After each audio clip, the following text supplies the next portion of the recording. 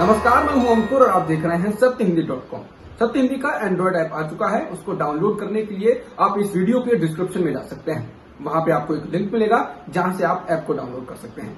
इसके अलावा इस ऐप को आप गूगल प्ले स्टोर से भी डाउनलोड कर सकते हैं। अब एक नजर डाल लेते हैं अब तक की खबरों पर। काबुल हवाई अड्डे पर अफरा तफरी के बीच अमेरिकी सेना ने लोगों को वहां से भगाने के लिए गोलियां चलाई, जिसमें कम से कम 5 लोग मारे गए हैं। काबुल पर तालिबान के कब्जे के बाद हजारों लोग इस उम्मीद से काबुल हवाई अड्डे पहुंच गए कि वे किसी तरह देश छोड़कर निकल जाएंगे, लेकिन उस समय तक हवाई अड्डा नागरिक उड़ानों के लिए बंद कर दिया गया था। अमेरिकी सैनिकों ने उस पर नियंत्रण कर लिया था। काबुल स्थित हामिद करजई हवाई अड्डे की स्थिति इससे समझी जा सकती है कि कुछ लोगों ने अमेरिकी वायुसेना के विमान पर बाहर से लटकने की कोशिश की। कुछ लोग उसके विंग पर ही चढ़ गए। हवाई जहाज ने उड़ान भरी तो 3 लोग उसके विंग से नीचे गिर पड़े। इससे जुड़ा एक वीडियो वायरल हो रहा है। काबुल पर कब्जा करते ही तालिबान ने महिलाओं को निशाना बनाना शुरू कर दिया है। तालिबान ने काबुल में कई जगहों पर उन पोस्टरों पर काली पोत दी है या उन्हें हटा दिया है जिन पर महिलाओं की तस्वीरें लगी हुई थी। ये पोस्टर सड़कों पर लगे हुए थे। तालिबान ने महिलाओं के इस्तेमाल में आने वाले उत्पादों के विज्ञापन में लगी महिलाओं की तस्वीरें भी हटा दी हैं। इसके अलावा तालिबान के लड़ाके बैंकों, निजी व सरकारी कार्यालयों में जाकर वहां काम कर रही महिलाओं से कह रहे हैं कि वे अपने घर लौट जाएं और दोबारा यहां काम पर ना आएं। जिस तालिबान ने अफगानिस्तान में चुनी हुई सरकार ध्वस्त कर दी, जिसके कारण महिलाएं खौफ में हैं, आम लोगों में दहशत है, उसी तालिबान को पाकिस्तान के प्रधानमंत्री इमरान खान ने गुलामी की जंजीरें तोड़ने वाला बताया है। पाकिस्तान और अफगानिस्तान में काम करने वाले कई पत्रकारों ने इमरान खान के बयान की रिपोर्टिंग की है।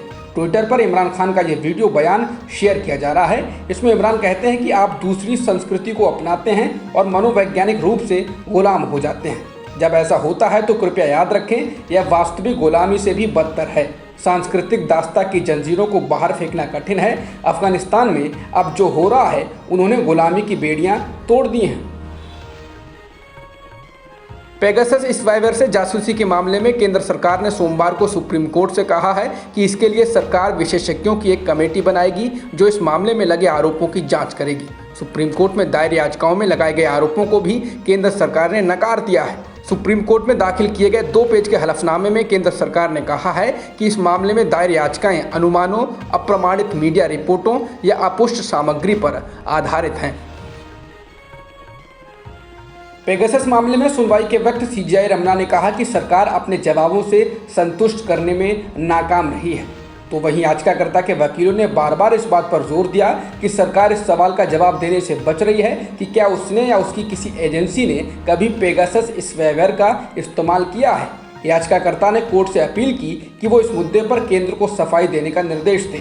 वहीं भारत के सॉलिसिटर जनरल तुषार मेहता ने केंद्र की ओर से पेश होते हुए कहा कि इस मुद्दे में राष्ट्रीय सुरक्षा के पहलू शामिल हैं और ये इतना आसान नहीं है कि हलफनामे के माध्यम से संबोधित किया जा सके। उन्होंने पूछा कि अगर सरकार पेगासस के इस्तेमाल से इनकार करती है तो क्या याचिकाकर्ता याचिकाओं को वापस ले लेंगे। इस बात पर कोर्ट ने कहा कि हम देख रहे हैं कि आप कोई स्टैंड नहीं लेना चाहते हैं। अब इस मामले की सुनवाई कल के लिए टाल दी गई है।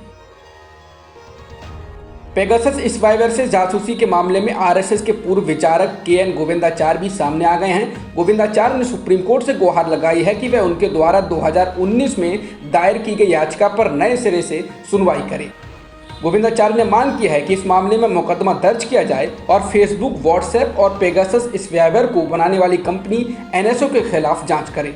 गोविंदाचार्य ने शीर्ष अदालत में दायर की गई नई याचिका में मांग की है कि पेगासस मामले में सही, निष्पक्ष और एक जिम्मेदार जांच होनी चाहिए, जिससे भारत में पेगासस के इस्तेमाल और इसके लिए जिम्मेदार लोगों के बारे में पता लगा सके।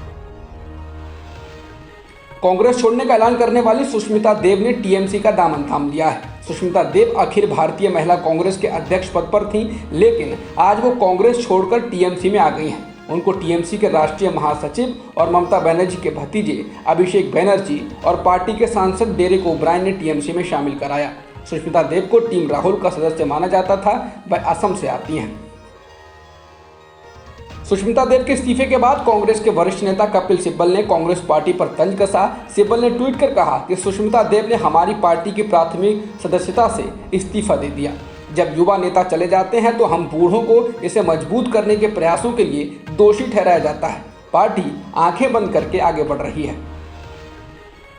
पंजाब कांग्रेस में सब कुछ ठीक हो जाने के हाईकमान के दावे सिर्फ दावे ही दिखाई देते हैं, क्योंकि प्रदेश कांग्रेस के अध्यक्ष नवजोत सिंह सिद्धू के मुख्यमंत्री कैप्टन अमरिंदर सिंह को लेकर तीखे तेवर बरकरार हैं। और अब खबर यह है कि 15 अगस्त को स्वतंत्रता दिवस के मौके पर चंडीगढ़ में पार्टी मुख्यालय पर आयोजित कार्यक्रम में अमरिंदर सिंह नहीं पहुंचे।